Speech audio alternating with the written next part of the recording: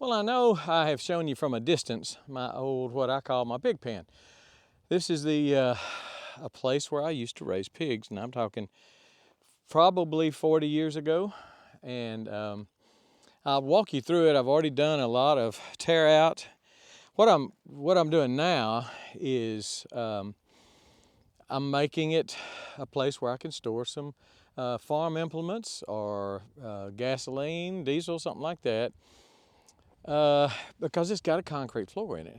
Yes, I raise my pigs on a concrete floor. Nothing but the best for my pigs. I tell you what though, I must have thought I was housing one of the big animals from Jurassic Park, because you talk about trouble tearing this thing down. I had this thing where nothing would get out of it. But in my defense, and I don't need much defense, but in my defense, at the time, I didn't know what I was doing. I didn't know nothing about nothing. Now, if you're a carpenter, don't laugh. I mean, I did the best I could do. I believe this is the first structure I ever built, and after 40 years, it's still standing. So, you know, I did it kind of right. The wood was not, as I remember it, the wood was not woolmanized. I had a friend had a barn fall down while they were framing it. Big wind came and gave me a bunch of wood, and that's some of it still laying there. But I had a hallway down the middle, looks to be about 30 inches down the middle. 4 separate compartments for the pigs. 1, 2, about not quite 8 by 8, but you know, taking out this, I'd be 7.5, about 7 by 8, because the pig pen is, I think, is about 16 by 16. So I had cattle panels all the way around. That's the only cattle panel left standing. I've already pulled the rest of them out. But I had, well, no, I still got this one here. And I had, again, concrete. I poured it apparently in 2 stages. I mean, this is 40 years ago. I don't remember much about it, because there's the line of demarcation. Also, much to my pain, trying to get this thing torn apart, I also embedded the cattle panels down in the concrete. So that was fun. I just having to cut them off. I can't pull them out. But anyway, over here is a place where I was bedding them. I was this is where I would always put the sow when they were going to have their piglets, and so I forget what that's called. It's a board where she can lay against the board, but the pigs can go under it where she can't crush them, because I had a lot of that. Now, what kind of pigs was I raising? I was raising Red Wattle hogs. These were registered Red Wattle hogs, and it was right at the time, I mean, a year or so after the breed started making a comeback. It was an extinct, or thought to be an extinct breed, and a guy from Jacksonville, Texas, found 1 or 2 of them in the woods, brought them back to his place, caught them, brought them back, and started a breeding program to get to get the traits of a wattle hog. He remembered them when he was a kid. This is an older guy, and he wanted to bring back the wattle hog breed. And so he got some, and you know, did a good job with his breeding program. Wattle hogs have kind of like some goats do on the side of their neck. They've got a wattle, sometimes 1, sometimes 2. I mean, 1 on each side, sometimes just 1, sometimes none. Those, if I remember right, those you couldn't register. But anyway, Red Wattle hog, still, it's a good breed right now to have. There is no fat on a wattle hog. I mean, it is lean. You have to, if you kill a hog, and we did, if you kill a hog and want to make sausage out of it, you're going to have to buy some fat. Buy a pork butt, buy something that's got some fat in it, because that wattle hog does not have fat in it. The meat tastes a lot like beef. It's not really a porky tasting meat. Of course, if you season it with seasoning, with sausage seasoning, it's going to taste like, you know, pork, or a pork sausage. But it was really, it was an experience, I will say that. Now, again, in my defense, they were some big hogs. I had a boar that stood about 4 feet tall at the shoulders, and he was just, he was a monster. And I did not want to I didn't not want him to get out. I'd get in the pen with him, but I would keep an eye on him. Big old set of tusks, about 6-inch tusks on him, and he was not to be trifled with.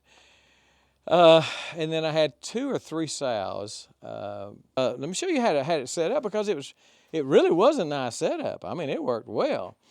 I had, of course, the compartments here. I could swing this door open, and it would touch this cattle panel and this door. Swing it open, move one, open that door, move one from there into here, move one, from there into here. Come on in here. It was a pretty cool setup, and I didn't have to get in here with them. I could open the doors, open this door first, that door, and kind of shoo them out, or they would, as soon as they saw a door open, they're gonna go anyway. But worked real well. If you're gonna raise hogs, I don't know that I suggest raising them on concrete anymore. I'm glad I poured it, because now I'm gonna be able to store my implements in here, and I'll show you that when I start putting them in here, but it won't be too long. Got a lot of metal to pick up. I had baling wire, and I had barbed wire wrapped around everything. I mean, everything. Obviously, my cattle panels were all nailed in, and I had to cut them off with my little Ryobi grinder, my cordless grinder. Man, I couldn't make it with that thing. All my Ryobi cordless tools, but cut those off. I'll knock that out. Hit these here, and they'll come out of those nails. But man, you talk about in it to win it. I was in it to win it. This post, for some reason, has kind of got a curve to it. It's supposed to be under that, and it kind of got a curve to it. So I've got a strap on it. I'm going to pull it back. I've got to come bring a jack down here. I didn't bring a jack. Bring a jack.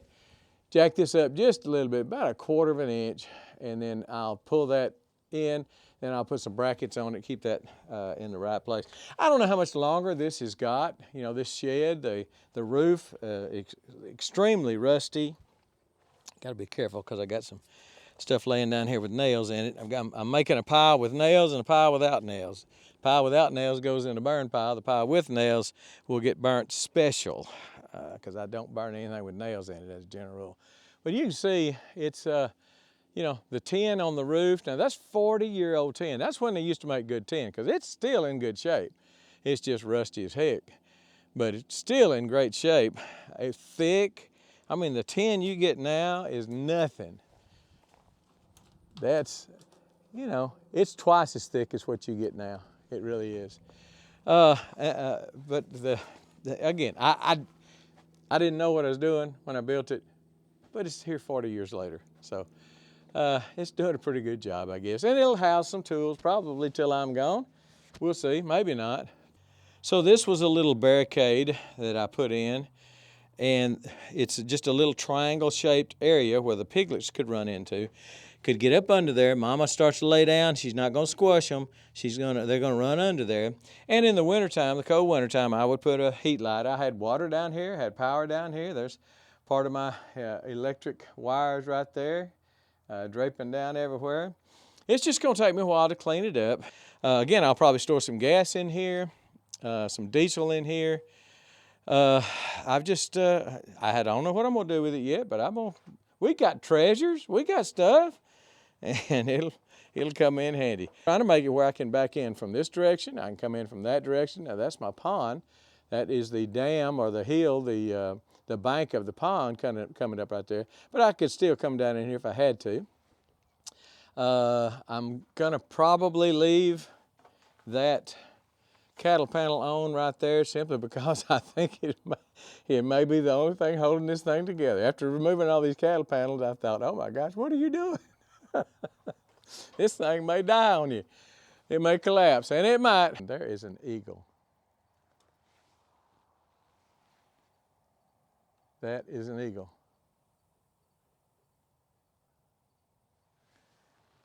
I don't see too many of those in East Texas, but we do have a pair of them around here.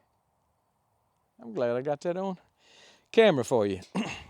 Gonna come in here and fix this up and just get it, I'm not gonna make it pretty. You can't make this thing pretty. But I am gonna make it where I can use it for a few more years. If I see it start to creaking and cracking And if I get implements under it that I don't want crushed, then I'll just take the implements out and call the fire department and set it on fire probably. And then I could just use the slab. I mean, even if the building's not here, I can use the slab to store equipment on. That would not be bad at all. I even thought about doing that until I realized some of the things would do better out of the elements. So I've talked a long time about a dadgum pig pen. Anyway, that's what we're doing. We're remodeling. We're remodeling a nasty old pig pen. And I just appreciate y'all staying with me this long. I wouldn't have. I'd have said, what is this guy doing with a pig pen? What do we want to watch that for? But you stayed, and I appreciate it. And 40 years ago, I was 32 years old when I built this thing. 32 years old.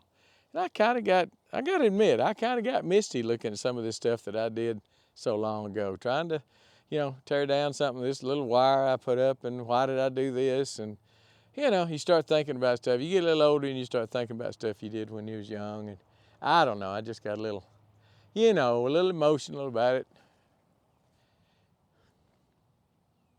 Just thinking about the goodness of God, how good He's been over the years. So you think about that too. He has been good to us all. Appreciate you guys. I know I say it all the time, appreciate you more than you'll ever know, but I really do. Y'all have blessed my life. And a big part of looking back and wondering if I've really done anything with my life was some of the help I've been able to give y'all. And boy, I appreciate y'all letting me do that. Anyway, I've talked too long and starting to get a little sentimental here. I better get.